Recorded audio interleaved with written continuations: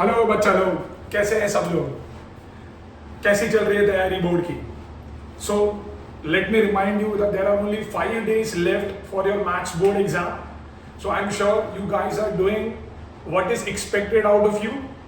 And as I said in my previous videos as well, that at this point of time you have to keep solving papers, because the more papers you solve, the more doubts you'll have, and then that can be solved on timely basis. Alright? So as I promised, and on students' request, today I'm going to take a GP chapter, a chapter which is known as geometric progression. So we'll take it as a revision. तो हम लोग सारे sums discuss नहीं करेंगे because it is a relatively new chapter. तो जो board के point of view से जो इंपॉर्टेंट सम्स हैं हम सिर्फ वही डिस्कस करेंगे.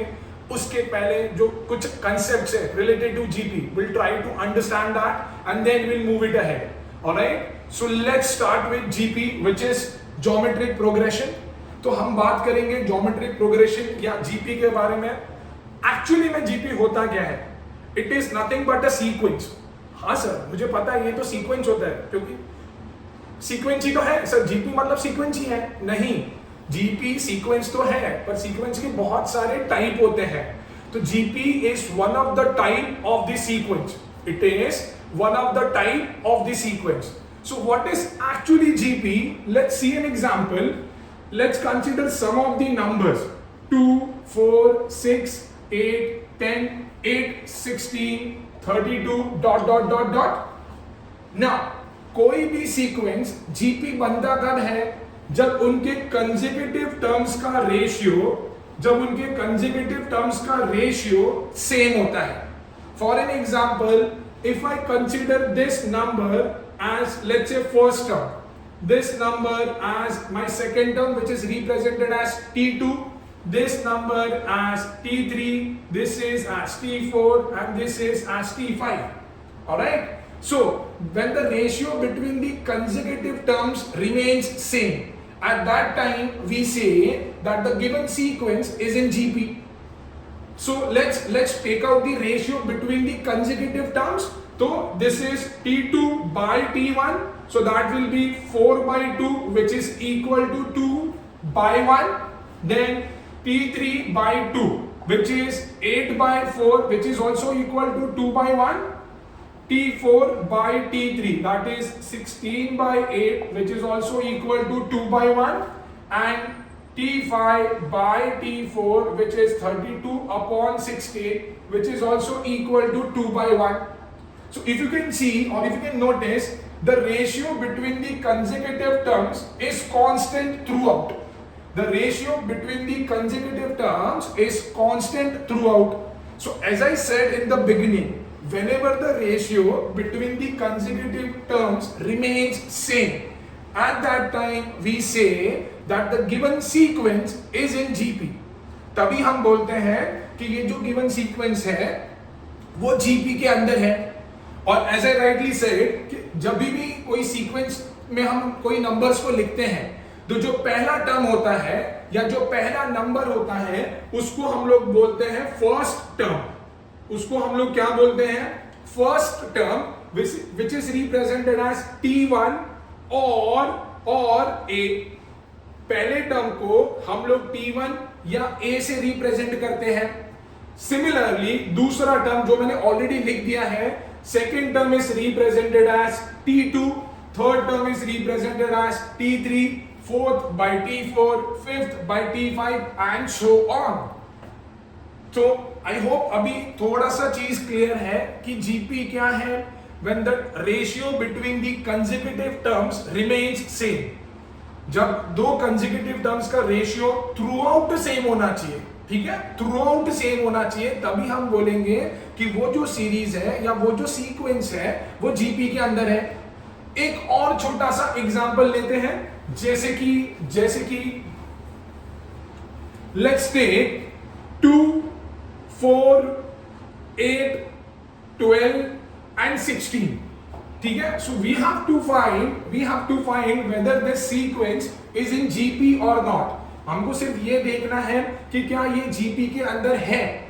ठीक है, तो मैंने पहले टर्म को T1 बोल दिया, दूसरे को T2, तीसरे को T3, चौथे को T4 एंड पांचवे को T5.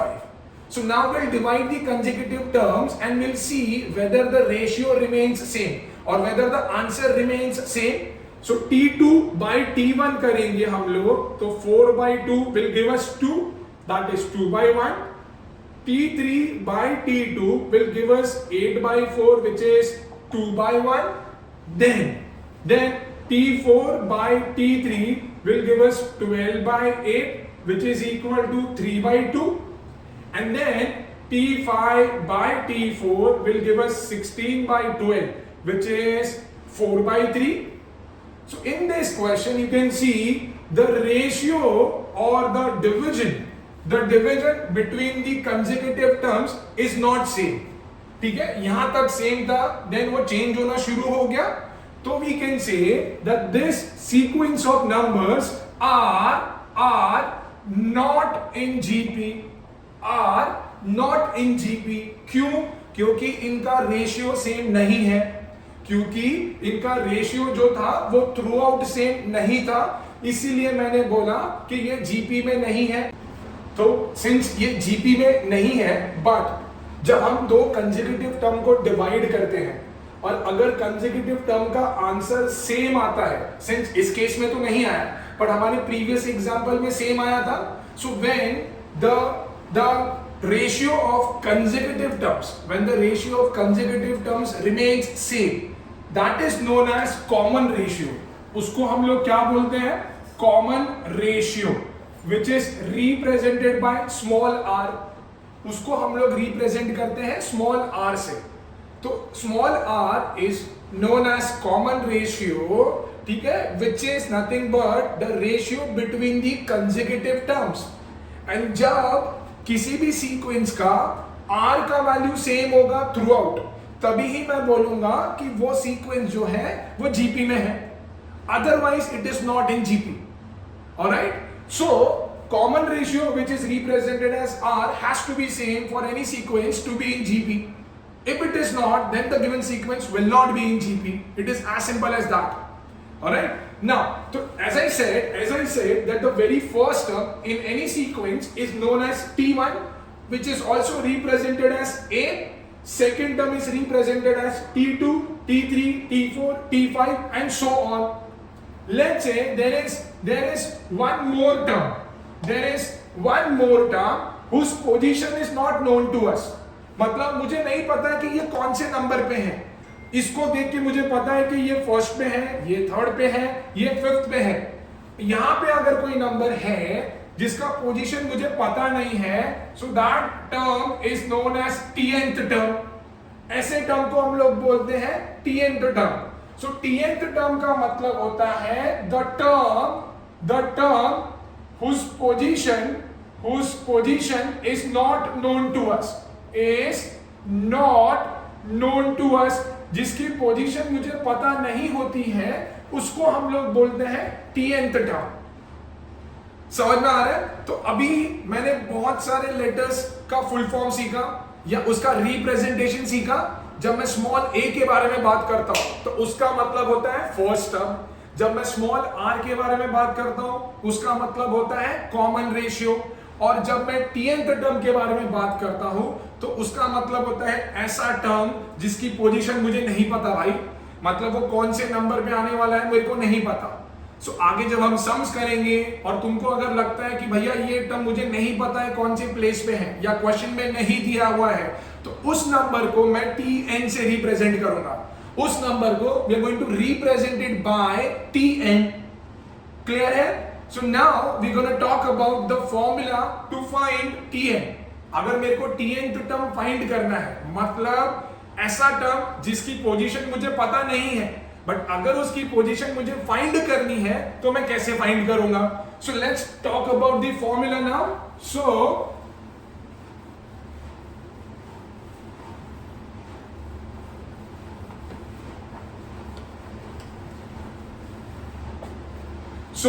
to find Tn, which is also known as general term, तुम्हारे टेक्स्ट बुक में ऐसा लिखा हुआ है जनरल टर्म. ठीक है? So to find Tn or general term, the formula is Tn is equal to A into r raised to n minus 1. a into r raised to n minus 1. यहां पे where your Tn is normally it is known as the term whose position is not known to us. जैसे थोड़ी देर पहले मैंने बोला the term whose position is not known to us. Here a is known as first term. a को हम लोग बोलते हैं first term. r मैंने ऑलरेडी बोल दिया it is known as common ratio and n stands for number of terms. And n stands for number of terms. So this is the formula to find the tnth term or the term whose position is not known to us. ये formula use करके मैं किसी भी term का position find कर सकता हूं. करेंगे भैया करेंगे, इसका भी एक एग्जांपल करेंगे ताकि फॉर्मूला समझ में आ रहा है. तो इसके बेसिस के ऊपर एक छोटा सा एग्जांपल करते हैं. हम लोग कब से एक ही एग्जांपल कर रहे हैं तो हम वही फॉलो करेंगे. लेट्स से कि मेरा सीक्वेंस है 2 4 8 16 32 डॉट. ठीक है, तो यहां पे क्वेश्चन में उन्होंने पूछा है find t8th term, find the value of t8, find the value of t8.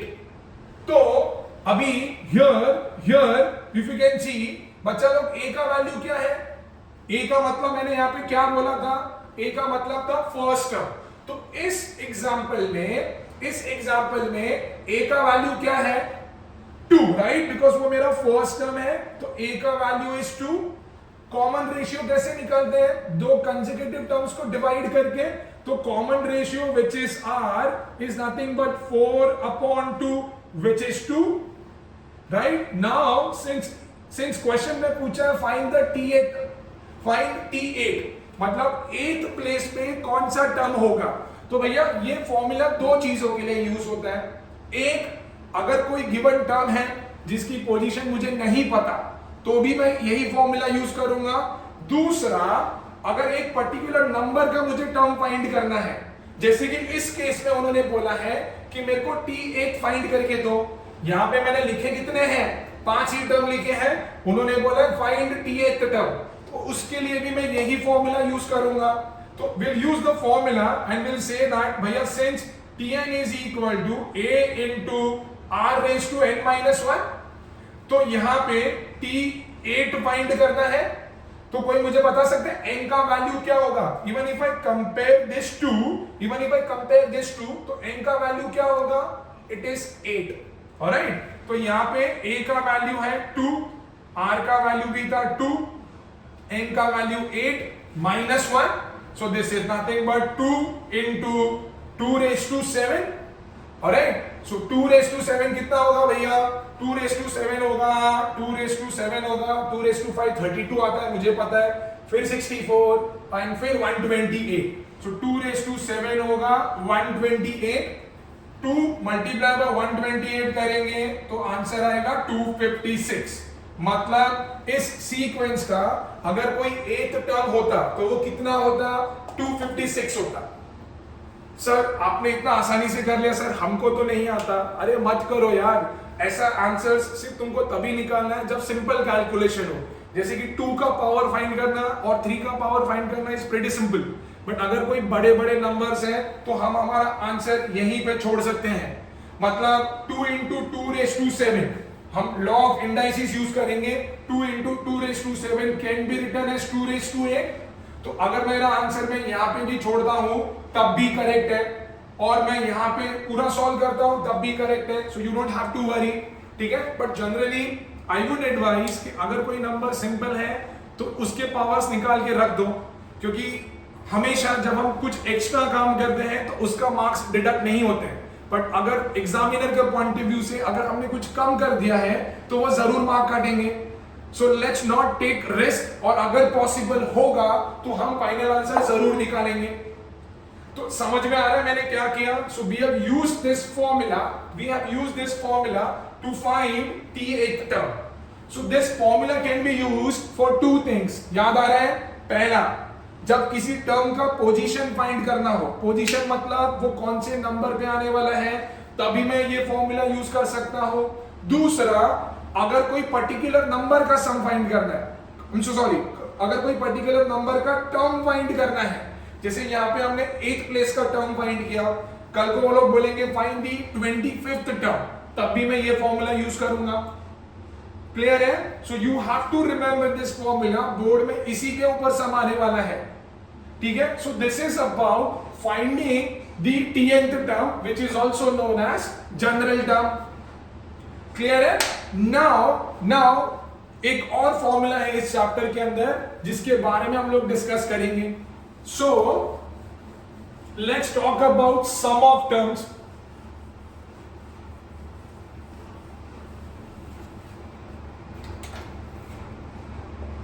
Sum of terms. Let's talk about sum of terms which is represented as S. So let's take an example जो हम लोग बार बार same example ले रहे हैं। ठीक है, example लेते हैं एक जीपी का 2, 4, 8 and 16।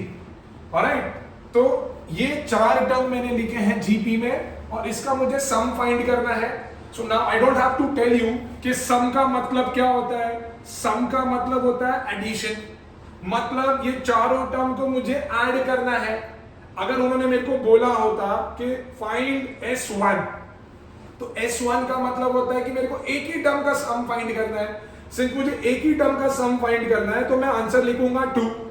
अगर उन्होंने मेरे को बोला होता फाइंड S2, मतलब वो पूछ रहे हैं कि find the sum of first 2 terms, तो फर्स्ट 2 टर्म्स मतलब 2 और 4, तो उसका एडिशन हो गया 6। सिमिलरली अगर उन्होंने मेरे को पूछा find S4, so this means we have to find the sum of 4 terms. We have to find the sum of 4 terms, so that is nothing but 16 plus 8, 24 plus 4, 28 plus 2, 30. हमने ये तो orally कर दिया क्योंकि number of terms were very less. But now what if they ask some arbitrary number, as in they might ask you find the sum of first 15 terms. Then how would we find it? Right? Because we do not know which are the terms after this. So in that case, we have to use the formula, and that formula is that S of n is equal to A into R raised to n minus 1 upon R minus 1. Now, this can only be used when your R is greater than 1, मतलब जब तुम्हारा common ratio 1 से बड़ा होगा, जब तुम्हारा common ratio 1 से बड़ा होगा, at that time you have to use this formula for S of n, and S of n is also given by the formula A into 1 minus R raised to n upon 1 minus R when your R is lesser than 1, मतलब जब तुम्हारे R का value जो है वो 1 से छोटा होगा, in that case you have to use this formula. ठीक है, सो हमारे पास S of n के 2 फॉर्मूला है। सो व्हेनेवर वो सम पूछ रहे हैं तो it is very important to know कि हमारा जो कॉमन रेशियो है, दैट इज हमारा जो R है, वो 1 से बड़ा है या 1 से छोटा है। अगर 1 से बड़ा है then use this formula, and अगर 1 से छोटा है देन यूज दिस फॉर्मूला। समझ में आ रहा है? So this is the formula to find S of n। तो हमारे बोर्ड एग्जाम में सिर्फ 2 ही सम आने वाले हैं। It will be on the basis of S of n और it will be on the basis of T of n। मतलब या तो वो S of n फाइंड करने को बोलेंगे या तो वो T of n फाइंड करने को बोलेंगे। ऑलराइट, तो समझा ये formula? You have to remember this. Now एक छोटा सा टॉपिक है, ऑलराइट। नाउ वो छोटा सा टॉपिक क्या है, चलो देख लेते हैं। Now we all know that T of n is given by the formula A into R raised to n minus 1। मतलब अगर मेरे को T4 फाइंड करना है तो बच्चों यहाँ पे n का वैल्यू कितना है, 4 है, तो मैं यहाँ पे रख सकता हूं। सो A into R raised to 4 minus 1, मतलब A R क्यूब आया, बिकॉज 4 minus 1 is 3। अगर मेरे को T5 फाइंड करना है तो T5 क्या होगा, a into R raise to 5 minus 1, मतलब T5 क्या आया, a r raise to 4. So did you notice, जो भी मुझे टर्म फाइंड करना है r का पावर एग्जैक्टली उससे कम है. जो भी मुझे टर्म फाइंड करना है r का जो पावर है एग्जैक्टली उससे कम है ना. यहां पे देखो T4 जब फाइंड करना था तो मेरे को आया AR क्यूब, जब T5 फाइंड करना था तो मेरे को आया AR रेस टू 4. तो जब एग्जाम में वो लोग क्वेश्चन देते हैं that fourth term is so and so, seventh term is so and so we don't have to write the formula over and over again. We can directly write this. If somebody will ask me find the seventh term, I would directly write it as T7 is equal to AR raised to 6. If somebody will tell me write the 10th term, so I would write T10 is equal to AR raised to 9. So that will save our time and it is very simple to remember as well. Alright, so we don't have to remember this complicated formula. We can only use this formula when they ask us to find the value of n or something else. Right? But if the term is given, then we have to use this formula. That would be beneficial for us because that will save lot of time. तो relation समझ में आ रहा है. एक और example, अगर उन्होंने बोला फाइंड द 15th टर्म, तो मेरा 15th टर्म कैसे होगा, AR raise to 14, AR raise to 14. समझ में आ रहा है ना. So this is how we have to go about it. Clear है? Let's move forward now. Let's solve some of the sums. Let's solve some of the sums now.